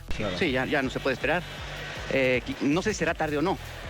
Pero sí acabo de avisarles que busquen una gente que sea mejor que yo. Lo sucedido enfureció a los altos mandos, en especial a uno de los más poderosos, Alejandro Murillo Azcárraga, primo del dueño de Televisa, y quien tomaba todas las decisiones importantes de la televisora, el América, Necaxa y el Atlante. El conocido como Güero, que inclusive creó Ava Sport, marca deportiva con la que vistió la selección mexicana, estuvo al frente de la Comisión de Selecciones Nacionales y le ofreció la dirección deportiva a Ricardo Peláez Linares, mientras que encontró en Javier Aguirre al nuevo entrenador, gracias a sus éxitos con Pachuca. El Vasco cumplió con creces la noble encomienda de dirigir al que se autonombra como el equipo más antiguo de México. Tío, ¿qué dices? Javier Aguirre es español, ¿no? Bueno, claro, el vasco, claro. Sí, ha estado aquí en España entrenando al Atlético de Bilbao, creo recordar. O a la Real Sociedad. Y con un campeonato y un segundo lugar bajo el brazo, se colgó el silbato azteca para buscar el milagro de sortear la eliminatoria mundialista, pues el Tri caminaba en quinto puesto. Su debut no pudo ser mejor, pues le pegó por la mínima a los gringos en un partido vital antes de abordar rumbo a Colombia, donde llevó a sus dirigidos al subcampeonato de la Copa América, tras cosechar triunfos notables contra Brasil, Chile y Uruguay, aunque en la definición se quedó en la orilla contra los anfitriones. El bálsamo anímico se mantuvo. Siempre, hay algo raro ahí contra los anfitriones, siempre hay algo. Hizo el ridículo al caer eliminada en cuartos de final de la Copa Oro por perder en penales contra los Tigres de Oriente. Todo le fue perdonado cuando cumplió la misión principal de obtener un sitio en el torneo de la FIFA. Ahí su oncena enamoró a millones con una excelsa fase de grupos en la que vencieron 1-0 a Croacia, 2-1 a Ecuador y empataron 1-1 contra Italia. Un golazo de Jared Borghetti para liderar el grupo por última vez, por lo menos hasta la fecha de publicación de este doloroso recuento. Todo eso ilusionó a la gente, sedienta de un quinto partido que se veía factible, pues del otro lado los esperaba nada más y nada menos que la nación de las barras y las estrellas en el Clásico del Norte, aunque el final fue de lo más doloroso y el odiado vecino se impuso 2-0 para dejar fuera a los verdes y terminar con el proceso de su míster. No cabe duda de que esa es la derrota más dolorosa de toda la historia de México en mundiales. El duro golpe anímico cambió esta rivalidad para siempre y buscando sanar heridas que hasta la fecha siguen abiertas, la Femex Food decidió echar mano de Ricardo Antonio Lavolpe, un exquisito táctico que fue sacado del infierno, donde volaba para ganar su segundo título en el país, y también llegó Jesús Bracamontes como gerente deportivo. Además de las corbatas de dragones y un bello estilo de juego, el bigotón consiguió ser recordado por lograr lo que nadie más había podido hasta el momento: completar un ciclo mundialista de 4 años. Su debut fue el 4 de febrero de 2003 y cayó por la mínima ante su país, que lo agarró de hijo y no se cansó de castigarlo a lo largo de la estadía con los verdes. Durante su primer año de administración, Richie puso en la repisa el único campeonato con el equipo, al reconquistar la Copa Oro, en la que se desempeñaron por nota y le arrebataron el éxito a la selección brasileña, que llegaba como campeona del mundo, aunque no con todas sus figuras, por supuesto. En 2004 arribó uno de los pocos directores deportivos que fue capaz de durar en el cargo, Guillermo Cantú, que tras una discreta carrera como jugador, agarró hueso para no soltarlo hasta 2009 y vivió algunas alegrías en su puesto. El cuadro viajó a Perú para la Copa América, en la que el Scratch cobró venganza y los aplanó 4-0 en cuartos de final, para días después sufrir sufría el peor resultado del proceso, ya que el técnico se trasladó a Grecia para los Juegos Olímpicos, donde quedó tercero del sector y se tuvo que devolver prematuramente a casa. En 2005 se vivió su mejor momento, principalmente con la Copa Confederaciones, tras quedar en cuarto lugar y llevarse la Copa Respeto del Mundo, cuando jugaron como nunca, pero perdieron como siempre, entre Argentina y Alemania. Igualmente el logro pudo haberse empañado por el caso de dopaje de Salvador Carmona y Aaron Galindo, que según De la Torre sí se comprobó, pero fue convencido por Guillermo Cañedo White, hijo de ya sabes quién, para mentirle a la CONCACAF y a la FIFA, lo que nos pudo envolver una vez más en otro castigo monumental. Por suerte, la buena relación del presidente de la FMF ayudó a que Joseph Blatter le echara una mano y no pasara a mayores. Uno de los pocos momentos bellos de lo que llevamos del siglo XXI ocurrió en octubre de 2005 en tierras peruanas, cuando un grupo de muchachos sub-17, dirigidos por Chucho Ramírez, se alzó con el título de campeón del mundo de su categoría, al vencer contundentemente a Brasil en la gran final. Giovanni Dos Santos, Carlos Vela, Adrián Aldrete, Héctor Moreno, Ever Guzmán, Patricio Araujo, César Villaluz y compañía son nombres que siempre tendremos grabados, los que éramos niños en ese entonces, ilusionados con que ahora sí nos había llegado la generación dorada. Sin embargo... Claro, Carlitos Vela, ¿qué tal? Carlitos Vela, güey. Mira el Gio. Estos eran los dos, ¿no? ¿Este y este o todavía no estaba el hermano? O sea, era Gio y Jonathan. No, pero este era Gio. Este me suena mucho, no sé quién es, tío. Y este también me suena. Y a pesar de que algunos de ellos tuvieron una carrera más o menos destacada, absolutamente nada pudieron hacer para trascender en la mayor. Luego llegó otra tristísima Copa Oro, en la que Colombia dio la campanada al eliminarnos en cuartos de final. Sin embargo, nada quitó a la Volpe del timón, pues cumplió su palabra al calificar caminando rumbo al Mundial, pese a la manchota de caer 2-0 en el hexagonal contra USA. Joder. Y al final con los trinitarios. De esta última se dice que fue un marcador arreglado, como pago a Jack Warner por no castigarnos en las confederaciones, pero no hay pruebas que lo demuestren. En su último año disputó el torneo más importante, pero ya fuera porque a su escuadrón se le acabó la magia, o la presión se los comió, acabaron firmando un desempeño mediocre, y otra vez se regresaron en el cuarto partido, al perder 2-1 contra el albiceleste. Ojalá que aquel Prime de 2005 se hubiera trasladado tan solo un año después. A mí sí ya está. El 24 de junio, el golazo de Maxi rompió no solo corazones, sino la idea de que un proceso largo traería éxito. Ese resultado no cambió, y el campeón con Atlante dio un paso al costado, aunque eso sí, dejó como legado la exportación de Carlos Salcido, Pavel Pardo y Ricardo Osorio al viejo continente. Además de que Josep Guardiola ha dicho que esa selección mexicana lo inspiró en sus albores como entrenador. De querer un Superman, los directivos pasaron a buscar un Batman, encargado de relevar a Alberto de la Torre, que colgó la capa y se la regaló a Justino Compeán, antiguo organizador de festivales de rock, como el famosísimo Davándaro, colaborador en la organización de México 86, director del Club Necaxa, también del Estadio Azteca, cómo no. El nacido en 1940 se convirtió así en presidente de la Femex Foot, y sin saberlo aún, lograría tener el segundo mandato más largo en la historia de la organización, solo por detrás de Guillermo Cañedo de la Bárcena, pues se mantuvo en el cargo por 9 largas vueltas al sol. Como 4 años no eran suficientes para levantar la copa, 12 tal vez lo harían. Con eso en mente, Hugo Sánchez se postuló cual político en campaña, hasta que le hicieron caso para vivir su segunda etapa a bordo del Tri, esta vez como el definitivo. El bicampeón con Pumas se sentó en el trono, que tanto añoraba desde que lo ocupaba su archirrival, y como Claudio cuando usurpó al rey Hamlet, inició su tragedia shakespeariana, en la que terminó con un sabor más agrio que dulce. Debutó con su respectivo 2-0 contra los gringos, que parecía obligatorio para cada coach, y se preparó así rumbo a la Copa Oro, que celebraron con bombo y platillo. Todo el mundo perdía 2-0, uno de los peleados con el manager anterior, pero ni el conde de Tlatilco fue capaz de terminar con la hegemonía norteamericana, y en la final los aztecas se llevaron el primer dolor de esta administración, tras caer 2-1 en Chicago. No obstante, el equipo no estaba jugando mal, y sin mucho tiempo para lamentos, el claroscuro llegó un par de días después, cuando el Penta viajó a Venezuela para la Copa América, en la que se consiguió el tercer sitio, y con ello la última gran actuación de los tricolores en el torneo. No obstante, fue poco lo que el macho se mantuvo, pues el 15 de marzo de 2008 se puso la soga al cuello, cuando su flamante tridente ofensivo se topó con el único haitiano en el área, y terminó sin ir a los Juegos Olímpicos de Beijing, que le costó el puesto. De una vez te aviso que en este canal la postura es a favor de Hugo Sánchez, para que... O sea, ese gol del haitiano fue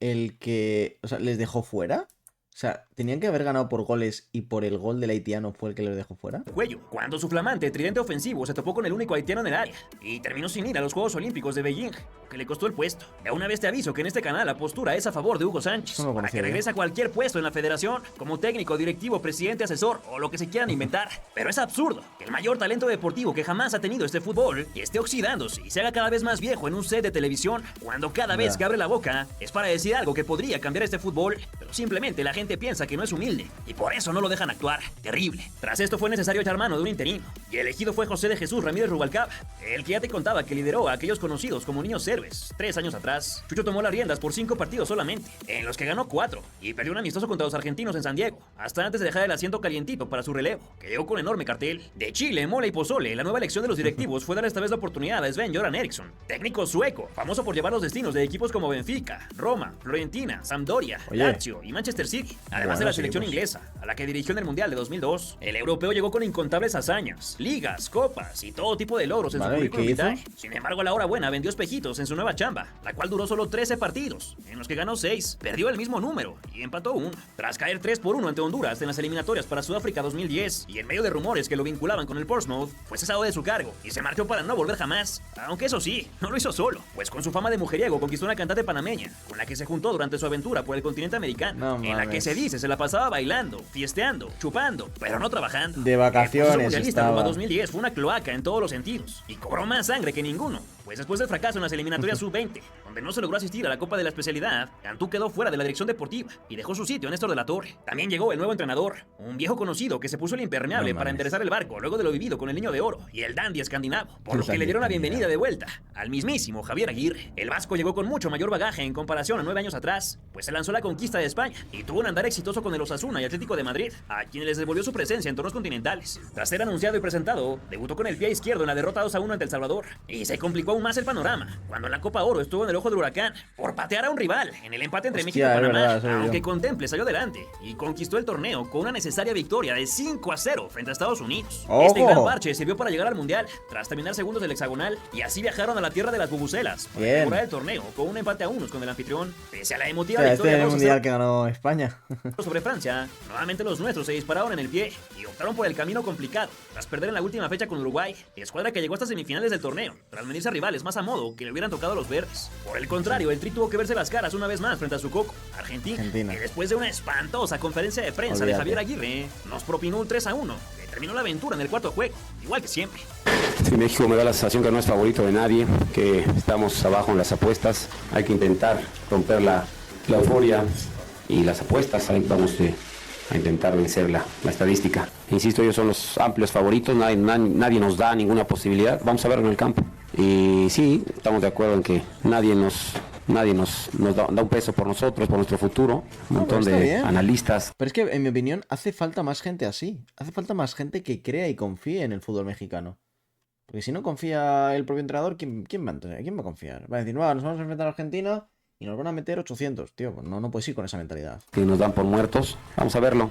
Lo intentó 3-1, tampoco me parece una locura. Por excelencia se marchó de vuelta a España. Una Argentina con Messi, Tevez, Higuaín, Di María. Disputaron amistoso para conmemorar el bicentenario de la independencia. Y como si de la cáscara de la cuadra se tratase, el encargado para sacar las papas del fuego fue el Ojitos Mesa, que regresó como artista invitado para este capítulo, donde sus dirigidos igualaron 1-1 ante el monarca del tiki-tac. Después de esto, la federación consiguió un segundo interino, y la responsabilidad cayó en Efraín Flores, que en solo 3 partidos acabó seguramente con más arrugas, canas y achaques que en sus otros casi 20 años como entrenador. Obtuvo el 33.33% de efectividad tras ganar un juego, empatar otro y perder uno más. Su trayecto se dividió en un partido ganado, otro empatado y uno perdido. Sin embargo, fue durante su liderato de papel que siguió un capítulo negro de indisciplina, cuando luego de vencer a Colombia, los jugadores decidieron celebrar con un pachangón que le dio la vuelta al mundo. 13 elementos fueron sancionados por la fiesta que rompió todo esto me enteré yo. tipo de códigos y reglamentos internos, entre los que estaban Carlos Vela, quien a partir de ahí comenzó su relación de amor-odio con el representativo, el que se ausentó por largos tramos de su carrera, como consecuencia de imponer mano dura contra Rafa Márquez, Maza Rodríguez, Carlos Salcido, Andrés Guardado, Gerardo Torrado, Pablo Barrera, Giovanni Dos Santos, Chicharito Hernández, Memo Ochoa, Enrique Esqueda, Héctor Morena, el propio Vela y Efraín Juárez. El director de selecciones nacionales, Néstor de la Torre, dejó el cargo. El que llegó en su lugar fue González Iñárritu, que no el cineasta, sino su hermano Héctor, otro que logró echar raíces en distintos puestos relacionados al fútbol, pese a que no lo jugó profesionalmente, pasando de la vicepresidencia en América a ser encargado deportivo del Tri, y en un futuro hasta cabeza de la comisión de árbitros. Imagínese usted.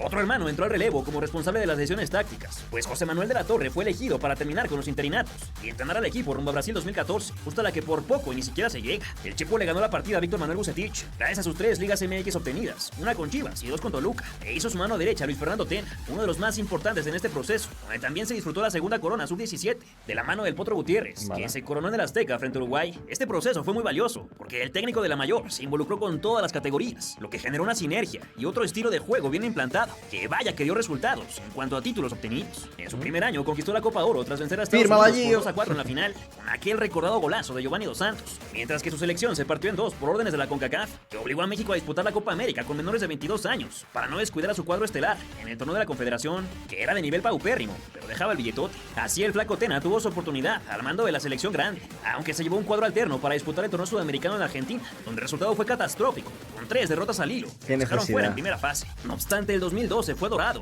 y de la mano del auxiliar, los Esmeraldas hicieron que sonara el himno en Wembley, al ganar la medalla de oro en los Juegos Olímpicos de Londres, al derrotar 2-1 a Brasil, otra de las pocas glorias que adornan nuestro país. También este año se hizo oficial la creación de la Liga MX, luego de que se anunciaran algunas medidas para reestructurar, incluyendo revivir el torneo de Copa, que ya está muerto otra vez, y trae el cargo de presidente del certamen para otorgarle así mayor independencia. Entonces, el encargado de tomar las decisiones ligueras dejó de ser Justino Compeán, y la responsabilidad recayó en Decio de María. Cabe mencionar que todos estos cambios realmente fueron por encimita del agua, ya que no se modificó el sistema de competencia, ni los estatutos que solían provocar tantos conflictos laborales con los jugadores. Aunque eso sí, en años posteriores se presentó un nuevo formato de disputa, que rechazaron los dueños. Mientras tanto, el Chepo se hizo harakiri y vivió el funeral de su carrera como estratega, cuando no pudo levantarse de una pésima racha que lo arrojó fuera en fase de grupos de la Copa Confederaciones, semifinales de la Copa Oro, tras perder contra Panamá, y casi de la Copa del Mundo. La eliminatoria estaba saliendo realmente mal, y el 6 de septiembre de 2013, México vivió su aztecaso 2.0, cuando perdieron 1-2 frente a Honduras, lo que terminó la era del técnico, en medio de una intensa quema, donde las llamas del repechaje, o hasta la eliminación, ardían más que nunca para la comitiva nacional. Sin tiempo que perder, pues en 4 días vendría el duelo más complicado del hexagonal. Luis Fernando Tena se quedó con la chamba, por tercera y última vez en su carrera, aunque la oportunidad le duró poco y nada, ya que tras perder contra Estados Unidos, por el odiado marcador, que ya te sabes de memoria, también abandonó el cargo. Desesperados, los del traje y corbata le dieron el dulce al Rey Midas, que ganó su primer partido con una magnánima chilena tardía de Raúl Jiménez, pero cayó en su visita a San José, resultado que no lo sacó del Mundial, gracias a Estados Unidos y su ética profesional para vencer de manera agónica a Panamá, lo que amarró el repechaje para nosotros. Me acuerdo de esto. Estados Unidos le empata. Creo que es la primera vez que los mexicanos estuvieron apoyando a Estados Unidos. ¡Gol de Estados Unidos! ¡I love you, tío Sam! ¡Obama! ¡Eres como Oribe! ¡Eres mi Oribe, Obama! No obstante, la Femex Food no estaba convencida con el estilo desplegado en los dos encuentros, por lo que le dio las gracias al buce, en lo que para muchos fue una corrientada, y con la serie ante Nueva Zelanda en puerta, buscó a su 6º entrenador para este proceso mundialista. Brutal. El designado fue Miguel Herrera, que gracias al autogol de Cruz Azul en la final más épica que se recuerde, revalorizó su carrera junto a la de Peláez para tomar las llaves del Ferrari, que para entonces ya solo era un triciclo. Con una base de americanistas, el Piojo le regresó los órganos a su lugar a todos los aficionados que se hacían fuera del Mundial, y consiguió el pase con un 9-3 global para viajar hacia Brasil, en donde irónicamente firmó una de las mejores actuaciones que se recuerden en cuanto a funcionamiento y resultados, más no en logros. La selección mexicana le pegó a Camerún por la mínima, le robó 2 puntos al anfitrión y demostró que no le temblaban las piernas con Croacia antes de quedarse a nada del 5º partido, que bien pudo ser un 6º y hasta un 7º. De hecho, ese partido contra Croacia fue en el que Modric dijo que los iban a pasar por encima y les cayó la boca. No ser por esa maldita costumbre de querer guardar el resultado. Pinche robo aquí, cagón, Robén, hijo de su... El infame no era penal. Lo mostrado le garantizó el puesto, pero tristemente nunca pudo replicar las formas, y después de ganar la Copa Oro de 2015, bajo mucha polémica, fue cesado de la manera más vergonzosa posible, cuando de regreso se encaró con Cristian Martinoli en el aeropuerto, a quien agredió por no aguantar sus críticas. Esto terminó de sopetón, con un mandato criticado principalmente por el excesivo protagonismo del ex atlantista, aunque se marchó, sí dejó a un amigo en el campamento, pues Santiago Baños se quedó como director deportivo, mientras que el Batman Compeán decidió dejarle el cargo a su Robin Decio de María, que a su vez tuvo como sucesor del presidente de la Liga MX, a Enrique Bonilla, cuyo mayor aporte fue la creación del torneo femenil. A su vez del caonismo se optó por pasar al cabajonismo. Ricardo Ferretti de Oliveira, ese que declaró en su momento que preferiría ser barrendero a dirigir a la selección, tomó el interinato bajo la esperanza de algunos, porque aceptara mantenerse definitivamente. El mejor entrenador en la historia de los Tigres, mal hablado y gruñón por excelencia, los tomó solo por 4 juegos. El más importante, el de la Copa CONCACAF, donde... O sea, pilló a México después de Tigres. Con un golazo de Paul Aguilar, firmaron un nuevo pase a la Confederaciones 2017, para dejarle el changarro a Juan Carlos Osorio, su sucesor desde tierras cafeteras. El colombiano llegó con su libreta, pluma azul, pluma roja y una fuente interminable de conceptos futbolísticos rimbombantes, que sirvieron para darle a México mayor estabilidad deportiva, aunque 0 logros en cuanto a trofeos. En sus primeros 10 partidos sumó 9 triunfos y se mantuvo invicto, lo que rompió la marca de juegos consecutivos sin perder, conseguida en 2005 por Ricardo Antonio Lavolpe. También empató las 11 victorias consecutivas de la... O sea, Osorio de los mejores entrenadores que ha tenido México. Y sumó 806 minutos sin recibir gol, pero nada de eso evitó el dolor de las derrotas, que fueron escasas, pero muy significativas. Además se vivió el regreso de Guillermo Cantú, ahora como director general, desde donde vivió una de las derrotas más humillantes del conjunto en su historia, cuando Chile nos eliminó de la Copa América, al imponerse 7-0, en un partido que rompió por completo la relación entre la afición y el técnico. Está bien. ¿Sabe por qué está bien? Porque México no reventó la pelota. Está muy bien. Porque México no sabe, no tiene ni idea contra quién está jugando ni cómo está planteando el partido. Está bien. Chile esta fue también la marca despedida para nuestro país de competencias organizadas por la CONMEBOL, ya que tanto clubes como selección dejaron de acudir por supuestos problemas de calendario. lo que significó un retroceso en el nivel competitivo que se venía gestando desde los 90. México se aisló todavía más para condenarse a limitar su participación en torneos de corte estaba también Claudio Bravo de portero, tal, o sea, tenía un muy buen equipo Chile, tampoco, o sea, vale que te metan 7, no es lógico, pero joder. mediocre, donde últimamente ni ahí se consigue coronar, y cambió las mañas sudamericanas, que si bien afectaron en varios casos con arbitrajes localistas, nos permitieron seguir creciendo en este deporte. Equipos como Cruz Azul, Chivas y Tigres se quedaron a la orilla de la gloria en Libertadores, mientras que Pumas y América hicieron lo propio en Sudamericana. El único que fue capaz de conquistar el Cono Sur fue el Pachuca, cuando se coronó en Chile en 2006, tras vencer a Colo-Colo en la final de esa competición. Qué bueno. Si te pones a reflexionar, los dos mejores momentos de nuestra historia fueron en los 60s, cuando Guillermo Cañedo inventó las series internacionales, y luego en los 90s y 2000s, cuando nos introdujimos en la Conmebol, jugando y peleando con los mejores. Pues solo la competencia nos permite crecer.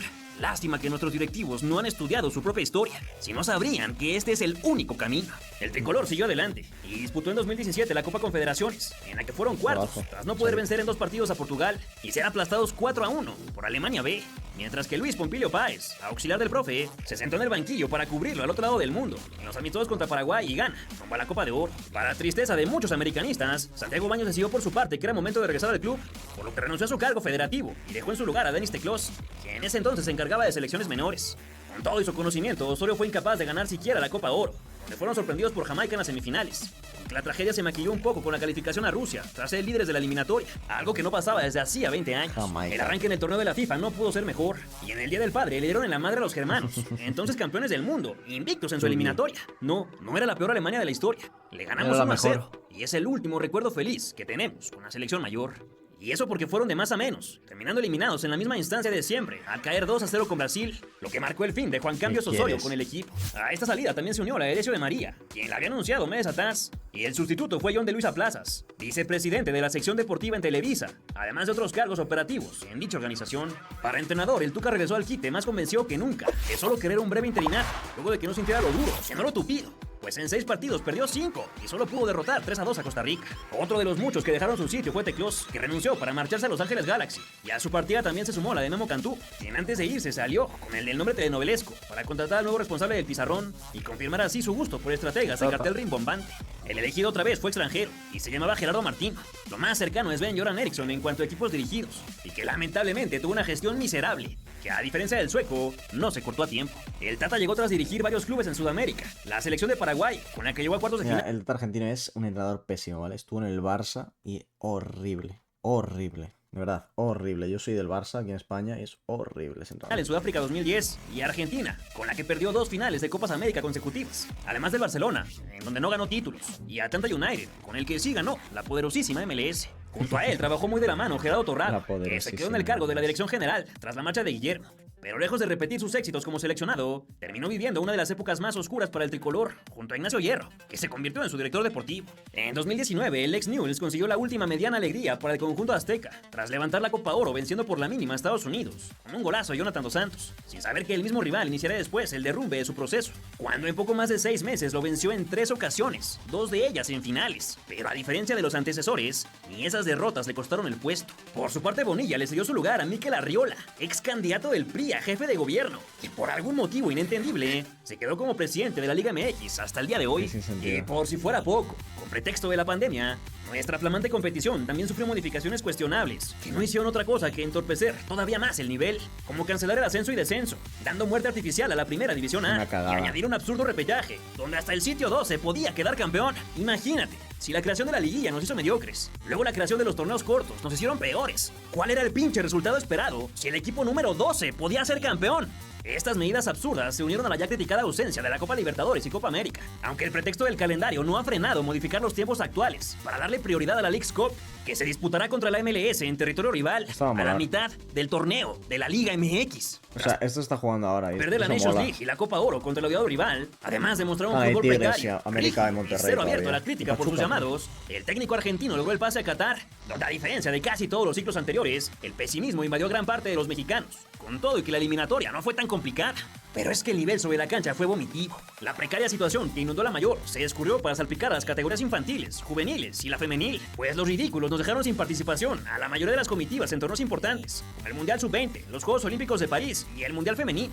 Así que el 13 de julio, el Borrego y su gente guardaron sus cosas en un huacal y se marcharon por la puerta de atrás. El auxiliar del Tata, Jorge Taylor, también tuvo que fungir como entrenador en los partidos ante los Ticos y Panamá, debido a que el subcampeón de Copa América estaba convaleciente de una operación, misma que alimentó los rumores de que se uniría a Boca Juniors al terminar el Mundial. En el desierto catarí no se pudo pasar de un empate a ceros con una Polonia aburridísima. En el segundo partido, Gerardo Martino recordó aquella alineación del miedo de Nacho Treyes, y contra su país natal jugó sin centro delantero. Ya sabíamos que íbamos a perder, pero nos hubiera gustado hacerlo con la frente en alto, al menos intentando pelear para hacer un gol. En el tercer juego contra Arabia Saudita no pudimos dejar de caer en el fuera de lugar, y a pesar del golazo de Luis Chávez y del tanto de Henry Martín, la peor pesadilla de millones se hizo realidad cuando por primera vez desde 1978 la selección mexicana no pudo pasar de la fase de grupos, cambiando así el sueño de un quinto partido, o ni siquiera disputar el cuarto. El técnico argentino renunció en la mismísima conferencia de prensa tras el juego contra Arabia y se marchó para coquetear ahora con la MLS y despotricar de nuestro fútbol desde su país, mientras que acá también se resquebrajó otro mito, el de que un fracaso en el máximo torneo obligaría a los directivos a reaccionar, pues lejos de eso, continuaron manejando las cosas con las malditas patas. El fanático quedó sentido ante la falta de ídolos y de fútbol, ya fuera por jugadores que no respondían en el momento clave, o que inclusive fueron borrados del proceso, como Javier Hernández, por casos de vestidor e indisciplina, que nunca se lograron resolver. La siguiente mentada de madre para quienes amamos el fútbol fue la inexplicable contratación de Rodrigo Ares de Parga como jefe ejecutivo de selecciones, quien llegó tras un negro paso por el Querétaro y por Pumas, donde fue señalado por sus malos tratos al personal. 3 meses después de lo que se prometió como un extenso análisis estructural para determinar quién sería digno de llevar el nuevo proceso, la federación tomó una decisión que nuevamente inundó de polémica e insatisfacción a la mayoría de su entorno, cuando anunció a Diego Martín Coca como timonel. El nacido en Buenos Aires llegó desde el principio con una enorme lista de animadversiones, desde las absurdas por la nacionalidad y hasta por las sospechas debido a su representante Cristian Bragarnik, el dueño del fútbol argentino, y que conforme pasan los días posee más y más activos en nuestra Liga MX. Lo que es un hecho es que su llegada representó también un golpe en la mesa por parte de los nuevos dueños del balón, esos que son propietarios de Santos y Atlas, Alejandro Irarrágorri y Grupo Orlegui, que junto a Ricardo Salinas Pliego fomentaron el no descenso y la unión para armar torneos patitos con la MLS, para supuestamente fortalecer el deporte mexicano, cuando tú y yo sabemos que lo único que nos sirve es el roce constante con Sudamérica. El de 51 años se impuso a Gustavo Almada, candidato del grupo rival, precedido por la familia Martínez, e inició así un breve periodo de mandato, que no pudo empezar peor, pues abandonó a su club, los Tigres, con el que había firmado contrato un par de meses atrás, para dejarlos como novia de pueblo y marcharse al Tri.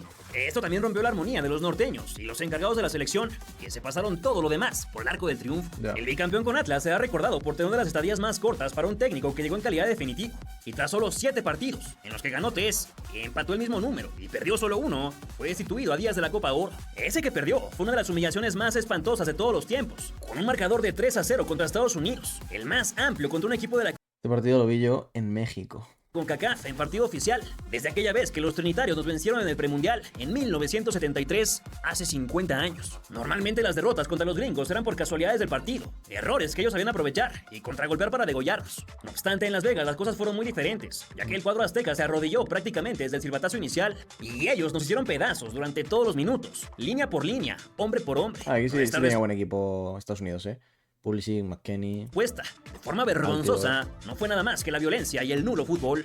Todavía se disputó un absurdo juego por el tercer lugar contra Panamá, que se ganó 1-0. Pero la verdadera noticia fue ver un estadio vacío, un escenario impensado desde que México juega de local en Estados Unidos. Esto fue un madrazo directo al negocio multimillonario, y las alarmas se encendieron para decir basta. El encargado de cantar de las golondrinas a Coca fue el nuevo presidente comisionado de la FMF. En ese momento creo que había COVID, ¿verdad? Electo para el periodo de 2023 a 2026, con la intención de tener completa libertad de ejecución, sin injerencia de los dueños, supuestamente, y cuyo poder incluye a la Liga MX, que desde entonces tiene a Arriola como mero adorno. La bomba no dudó mucho en finiquitar el proceso, y de paso cortó también la cabeza de Rodrigo Ares de Parga, por lo que el único que se salvó temporalmente fue Dulio Davino, director deportivo llegado poco antes. El afortunado, y quién sabe si futuro desgraciado, para tomar las riendas del tricolor fue Jaime Lozano, que dejó gratas impresiones con el juvenil sub-23, al que llevó a los Juegos Olímpicos de Tokio para ganar la presea de bronce. El actor fue designado como interino, aunque seguro nada le quita la ilusión de cobrarse una deuda pendiente que el fútbol tiene con él desde sus días como jugador, cuando la Volpe lo bajó injustamente de cara a la Copa del Mundo, a la que tal vez, y solo se hace las cosas bien en los siguientes partidos, podría llegar en algún momento como estratega, pero desde este canal no tenemos mucha esperanza. Mientras tanto, los directivos continúan buscando al veterinario que les sabe la gallina de los huevos de oro, una cada vez más flaca y con productos rancios que nos tienen alejados de ese supuesto equipo que se proclama como el de todos, pero cuyo destino es manejado nada más por unos cuantos, y muy mal, para acabarla de joder. Claro que en esta pieza fue imposible incluir todas y cada una de las tormentas de caca que han inundado el barco de este vilipendiado balompié. Ejemplos tenemos para aventar arriba: narcotráfico involucrado en equipos desaparecidos, lo que se usa como pretexto para mantener la multipropiedad; violencia en las tribunas provocadas en gran medida por las barras y la venta de alcohol, que no se quiere detener porque es un billetote. En una de las escenas más oscuras de nuestra historia en la corregidora: la degradación de los estadios, que se caen a pedazos a pesar de que los equipos son básicamente multimillonarios; constantes e inagotables deudas a futbolistas que provocan casos como el de Veracruz, que ya no existe más; los constantes cambios de formato que siguen promoviendo la mediocridad deportiva; los altísimos sueldos de los jugadores jóvenes y el exorbitante e inflado precio de sus cartas, lo que impide que vayan a jugar al extranjero; la casi nula búsqueda y captación de talento infantil, que en lugar de recibir apoyos para crecer, necesita pagar para poder avanzar en su carrera. En un país donde la población usa el dinero para comer, no para jugar al fútbol; la naturalización forzada de futbolistas que nunca han aportado en la selección, a excepción de Ciña, y un largo etcétera que ya nos aburrimos de enlistar, con esta depresión que genera escribir esta clase de guiones. Cuando nosotros iniciamos este proyecto con ganas de contar únicamente leyendas del fútbol mexicano, ¿crees que el panorama mejore con los últimos cambios hechos, o seguiremos viviendo un eterno proceso atropellado como el último siglo? ¿Quiénes fueron los mejores entrenadores y directivos en nuestro país, si es que existieron? ¿Te parece que los futbolistas, técnicos y federativos estudian la historia o piensan que no es importante? Déjamelo saber en tus comentarios. Si piensas que aprendiste algo en este video, no olvides regalarnos un like, pero sobre todo compartirlo, para que más personas conozcan a detalle las apestosas aventuras del tricolor. Y por supuesto que si en este punto no estás suscrito, anímate a hacerlo. A ver si algún día los dueños de balón me permiten narrarte la más importante leyenda del fútbol mexicano. Qué bueno, tío. Mira, no sé si os habrá resultado largo, cansado, aburrido. No sé si os habrá resultado de alguna de estas maneras. A mí me ha parecido súper nutritivo y súper interesante, ¿vale? He estado muy callado en muchos momentos. He comentado cuando he tenido que comentar. Pero... hostia, ¿eh? O sea, con esto me queda todo bastante más claro. Sobre todo lo que no conozco del fútbol mexicano, lo que no conocía en este caso, y el amor-odio que hay por la selección, ¿no? Por tanto, bueno, selección, jugadores y demás, y ciertos comentarios que me llegan y me explican, ¿no? O me dicen, es que tú no sabes de esto, es que no sabes de lo otro, si hubieras sabido lo que pasó en tal mundial, no sé qué. Ahora se puede medio entender, ¿no? Se puede entender que los culpables de que no haya habido una evolución próspera, o por lo menos durante muchos años estuviera la selección estancada, fueron los propios directivos de lo que son los que llevan las competiciones mexicanas y los que eligen a los entrenadores, ¿no? Los entrenadores de la selección mexicana. Claro, juntamos lo político, el dinero y el fútbol y no puede salir nada bien. A ver, lo que hay contra Estados Unidos es una locura, ¿vale? Es una maldición. O sea, que el 90% de los partidos sean 2-0 para Estados Unidos es una maldición, ¿vale? Eso es lo que hay. Pero, tío, no sé, es como lo que hemos visto antes. Cuando mejor estaba Hugo Sánchez, lo sacan sacan a la selección de los juegos, bueno, del Mundial. Luego, a la siguiente competición que tienen, no lo sacan a jugar. No sé, tío, es como que hay cosas muy raras que no cuadran. No sé, el tema de las liguillas y tal, vale, sí está chula, está divertida, hay muchos partidos, tal, bueno, ok. Pero claro, yo entiendo que llega un momento que cansa porque realmente muchas veces no gana el mejor, sino el que mejor día tiene, ¿no? En este caso, no el más, en este caso, el que está más activo, ¿no? Pero sí el que más... suerte ha tenido en según qué partido, ¿no? Pero bueno, familia, oye, quiero leer vuestros comentarios. Pongan todos, de verdad, comenten todos lo que sea. Quiero leerlo, quiero estar atento porque me interesa bastante, ¿vale? Así que, nada, familia, espero que os haya gustado el vídeo tanto como a mí, que os haya servido tanto como a mí. Y si no conocéis algo del fútbol mexicano, pues aquí lo tenéis todo. Un abrazo, un saludo y muchas gracias por el apoyo. Nos vemos mañana con más. Chau. Es el Plaf, tío. Volvéis de México, te pongo una guitarra clásica española, uno o dos mundos de una forma drástica. Estáis tan lejos y os sentís tan cerca que comentas vídeos y parece que ya estáis de vuelta. Tanto es así que habéis perdido el norte, o eso es lo que os falta ver de México horizontes. Eres profesor de la cultura latina, así que ponme un sobre que no falta tu clase impartida.